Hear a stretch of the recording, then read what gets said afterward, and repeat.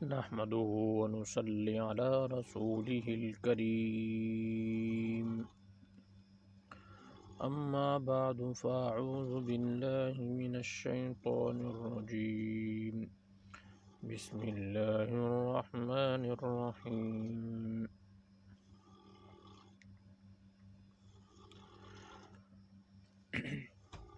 الف لام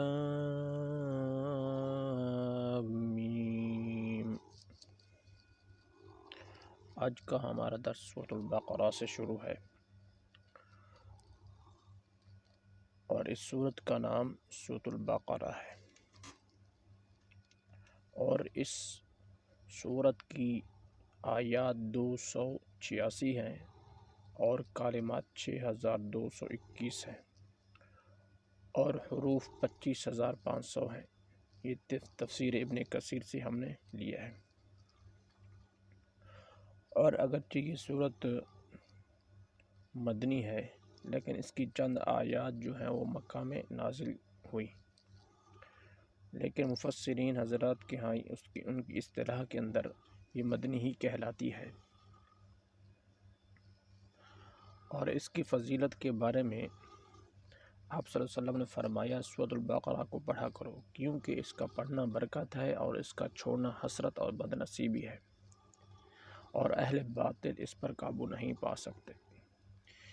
امام قرطبی نے حضرت معاویہ رضی اللہ تعالی عنہ سے نقل کیا ہے کہ اس جگہ اہل باطل سے مراد جادوگر ہے۔ مراد یہ ہے کہ اس سورت کے پڑھنے والے پر کسی کا جادو نہیں چلے گا۔ آپ صلی اللہ علیہ وسلم نے فرمایا جس گھر میں سورۃ بقرہ پڑھی جائے شیطان وہاں سے بھاگ جاتا ہے۔ عبداللہ بن مسعود رضی اللہ تعالی عنہ فرمایا کہ سورۃ البقرہ کی 10 آیتیں ایسی ہیں کہ اگر کوئی شخص ان کو رات میں پڑھ لے تو اس رات کو شیطان گھر میں داخل نہ ہوگا، اور اس کو اور اس کے اہل عیال کو اس رات میں کوئی آفت، بیماری، رنج و غم وغیرہ ناگوار چیز پیش نہ آئے گی۔ اور اگر یہ آیتیں کسی مجنون پر پڑھی جائیں تو اس کو افاقہ ہو۔ وہ 10 آیتیں یہ ہیں: 4 آیتیں شروع سورۃ بقرہ کی، پھر 3 آیتیں درمیان کی یعنی آیت الکرسی، اور اس کے بعد کی 2 آیتیں، پھر آخر سورۃ بقرہ کی 3 آیتیں ہیں۔ اور اس سورت کے تفسیر سے پڑھنے تعلیم کرنے کے لیے حضرت عمر فاروق رضی اللہ تعالی عنہ کو 12 سال لگے، اور حضرت عبداللہ بن عمر جو حضرت عمر رضی اللہ تعالی عنہ کے بیٹے ہیں ان کو بھی 8 سال لگے ان کو اس سورۃ البقرہ کی تفسیر کے ساتھ تعلیم کرنے میں۔ ہم نے پڑھا ہے الف لام میم، اور الف لام میم یہ حروف مقطعات میں سے ہے، اور اس کا معنی اور مفہوم اللہ تعالیٰ کی ذات کو معلوم ہے۔ بعض مفسرین کہتے ہیں کہ یہ سورت کا یہ نام ہے، الف لام میم سورت کا نام ہے، جیسے صاد سورت صاد ہے، اور اسی طرح دوسری حامیم سورہ ہے، اسی طرح یعنی انہوں نے فرمایا ہے کہ یہ بھی ایک سورت کا نام ہے۔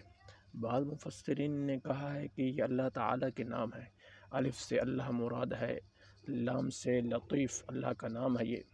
میم سے مجید یہ بھی اللہ تعالیٰ کا نام ہے۔ اور بعض مفسرین نے یہ بھی لکھا ہے کہ الف سے 1 سال مراد ہے،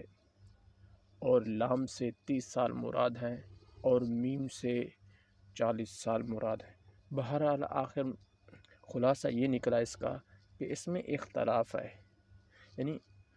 اللہ تعالیٰ کو جو ہے نا اس کی مراد معلوم ہے، واللہ اعلم بمرادہ، اور کسی کو اس کے بارے میں یقیناً نہیں کہا جا سکتا کہ اس کا مطلب یہی ہے، لیکن ہر مفسر نے اپنی کچھ رائے پیش کی ہیں جو ہم نے آپ کے سامنے رکھ دی ہیں۔ ذَلِكَ الْكِتَابُ لَا رَيْبَ فِيهِ، یہ کتاب ایسی ہے کہ اس میں کوئی شک نہیں ہے، یعنی اس کتاب کی ہر بات کسی شک و شبہ کے بغیر درست ہے۔ انسان کی لکھی ہوئی کسی کتاب کو 100% شک سے بالاتر نہیں سمجھا جا سکتا، کیونکہ انسان کا علم جو ہے نا وہ محدود ہے، ایک محدود چیز ہے، اس میں غلطی شک و شبہ ہو سکتا ہے، لیکن اللہ تعالیٰ کا جو علم ہے وہ لامحدود ہے، یعنی اس کی کوئی حد نہیں ہے، اس میں کسی قسم کا شک و شبہ نہیں ہو سکتا۔ ہاں، یہ سوال یہ بھی کیا جا سکتا ہے کہ لوگ تو شک کرتے ہیں قرآن مجید کے بارے میں، اس میں بہت سارے شکوک پیدا کیے، انہوں نے سوال کیے، شک کیے، تو یہ کیسے ہو سکتا ہے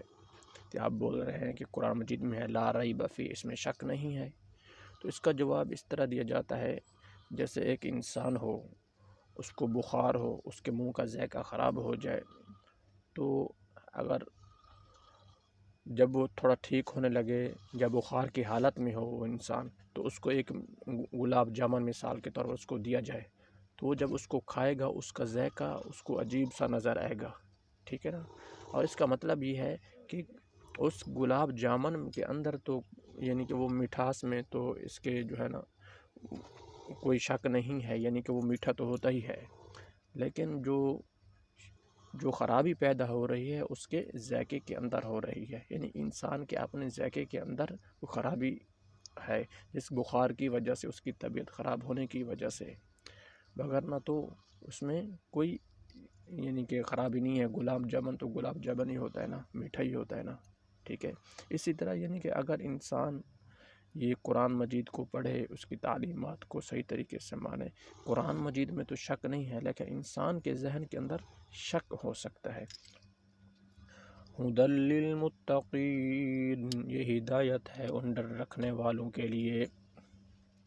اگرچہ قرآن کریم نے صحیح راستہ ہر ایک کو دکھایا ہے، خواہ وہ مومن ہو یا کافر ہو، اس لیے اس معنی کے لحاظ سے اس کی ہدایت سب کے لیے ہے، لیکن نتیجہ کے اعتبار سے دیکھا جائے تو اس کی ہدایت کا فائدہ انہی کو پہنچتا ہے جو اس کی بات کو مان کر اس کے تمام احکامات اور تعلیمات پر عمل کریں۔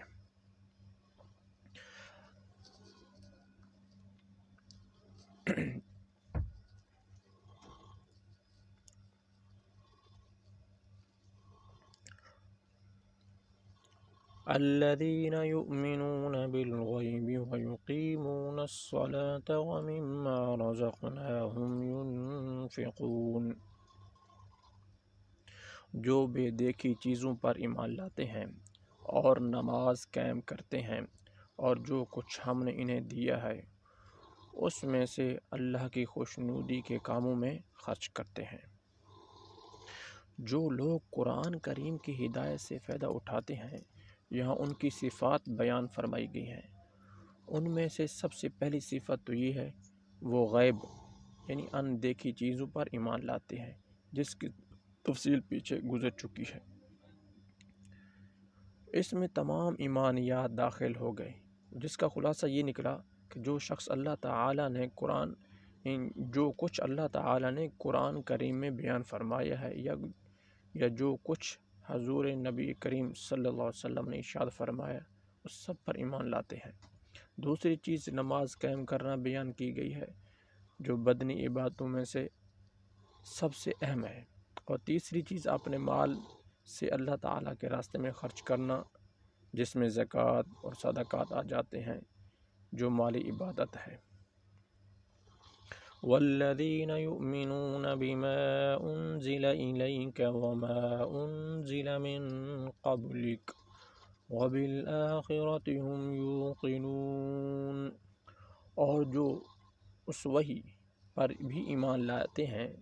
جو آپ پر اتاری گئی، اور اس پر بھی جو آپ سے پہلے اتاری گئی، اور آخرت پر وہ مکمل یقین رکھتے ہیں، یعنی اس بات پر ایمان رکھتے ہیں کہ جو وحی حضور اکرم صلی اللہ علیہ وآلہ وسلم پر اتاری گئی وہ بھی بالکل سچی ہے،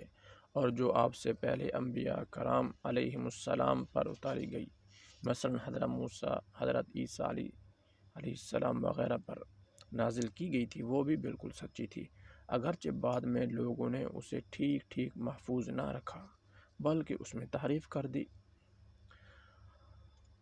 اور اس آیت میں اس طرف بھی اشارہ کر دیا گیا ہے کہ وحی کا سلسلہ حضرت محمد صلی اللہ علیہ وآلہ وسلم پر ختم ہو گیا ہے۔ آپ صلی اللہ علیہ وسلم کے بعد کوئی ایسا شخص پیدا نہیں ہوگا جس پر وحی آئے یا اسے پیغمبر بنایا جائے۔ اس سے یہ بات بھی ثابت ہو گئی۔ آخرت سے مراد وہ زندگی ہے جو مرنے کے بعد حاصل ہوگی، جو ہمیشہ کے لیے ہوگی۔ اس میں ہر بندے کو دنیا میں کیے ہوئے اعمال کا حساب دینا ہوگا، اور اسی کی بنیاد پر یہ فیصلہ ہوگا وہ جنت میں جائے گا یا جہنم میں جائے گا۔ یہ جو ہم نے آپ کے سامنے بیان کی ہے، یہ مومنین کی صفات آپ کے سامنے بیان کی ہیں۔ پہلی صفت تو یہ بیان کی ایمان بالغیب، یعنی کہ وہ غیب پر ایمان لاتے ہیں۔ اور دوسرا وَيُقِيمُونَ الصَّلَاةَ، اور نماز کو قائم کرتے ہیں، یعنی نماز کو ایک تو ہے نماز پڑھ دینا جلدی، انسان جیسے جلدی سے نماز پڑھ لے، ایک ہے پڑھنا، ایک ہے قائم کرنا، اس کو ارکان کو، فرائض کو، واجبات کو، مستحبات کو، سب چیز کو ترتیب سے، یعنی جیسا کہ اسلام میں ہے اس کو صحیح طریقے سے ادا کرنے کا نام ہے وَيُقِيمُونَ الصَّلَاةَ،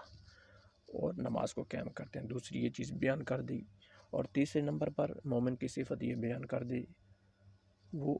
خرچ کرتے ہیں اللہ کے راہ میں، وہ خرچ کرتے ہیں، جو اللہ نے دیا ہے اسی کو خرچ کرتے ہیں۔ انسان کا تو اپنا کچھ ہے بھی نہیں۔ اور چوتھی یہ چیز بیان کر دی بِمَا أُنزِلَ إِلَيْكَ وَمَا أُنزِلَ مِن قَبْلِكَ، یعنی جو کتابیں اللہ نے اتاری ہیں آپ صلی اللہ علیہ وسلم پر، جو کتاب اتاری قرآن کریم ہے جیسے، اور من قبل کا اس سے پہلے جو تورات، انجیل، زبور ہے، یہ کتابیں ہیں، ان پر بھی ایمان رکھنا۔ اور آخر میں یہ بتایا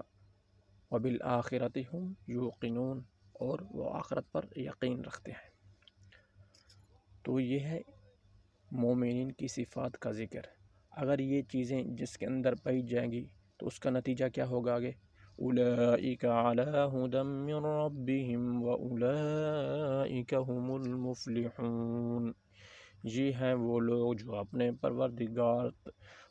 پروردگار کی طرف سے صحیح راستے پر ہیں، اور یہی وہ لوگ ہیں جو فلاح پانے والے ہیں۔ یعنی جو صفات ہم نے آپ کے سامنے پہلے بیان کی ہیں، مومنین کی صفات، اگر یہ چیزیں ان کے اندر پائی جائیں گی تو یہ لوگ ہدایت پر ہوں گے اپنی رب کی طرف سے، اور یہی لوگ کامیاب ہونے والے ہیں۔ اللہ تبارک و تعالی سے دعا ہے کہ اللہ تعالی عمل کرنے کی توفیق عطا فرمائے۔ وآخر دعوانا ان الحمد للہ۔